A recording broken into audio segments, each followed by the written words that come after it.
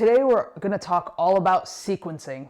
All right. So as I've learned about hitters and how the human body works and how we create speed and how we create torque, our body moves in segments, especially for rotational athletes. So we're going to turn our lower body, create stretch by resisting that turn with our upper body, and that's going to build speed as we unload our swing. And it's very easy to see the segments during the unload of our swing because that's the turn and that's the part where we're actually delivering the barrel to the ball. However, there's also a sequence when we load as well. And if we're out of sequence when we load, we're going to be out of sequence when we unload. So to give you a good example of a hitter that is out of sequence is a hitter that maybe their hands start to move before their hips do. And they're going to be very kind of spinny and they're going to cut across the ball. And those are the hitters you're going to see pulling balls into their dugout, not being able to wait on a changeup. And that's just one specific example. You're also going to see some hitters that struggle to even create any stretch or torque because they can't disassociate. And if you refer back to our movement screen, that's where you're able to move your hips without moving your shoulders. Players that cannot do that are going to have a very difficult time loading and unloading their hips against their shoulders. They're going to want to move together. And those are the hitters where you're actually going to see a lot of arm barring, a lot of hand dropping, because hitters are trying to create speed because of a poor loading sequence. So what does a good loading sequence look like?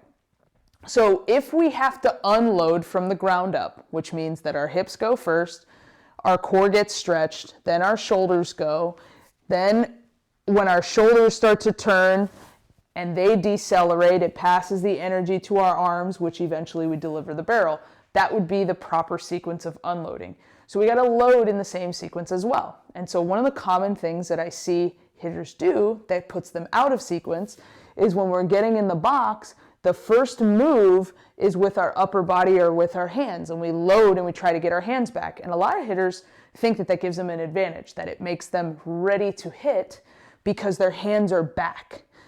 What that's doing is because that's the first thing to load, it's very likely going to be the first thing that unloads, and so it's actually going to be counterproductive to the thing that we were trying to do in the first place, which is keep our hands back. So now we load our hands first, now they want to go first, and now we can't wait back on a changeup, an off speed, or we're hooking balls foul to the pull side. So if you divide the load into two parts, which is the gather and the forward advance, during the gather, think of it like a baseball pitcher, where when they lift their leg, their upper body is very relaxed, and as they start to come down the mound, you'll see their hip will load first, and as they come down the mound, then they will start to load their scap or load their hands. The hitter should be doing the exact same thing. During the gather, right, which is when we kind of get into our legs, you're going to notice that the elite hitters have a relaxed upper body, and as they make their forward move is when their hands start to load. And if you can do those things working against each other, now the hips, which loaded first, are now going to unload first. And my hands are going to follow, which is exactly what we want to have happen.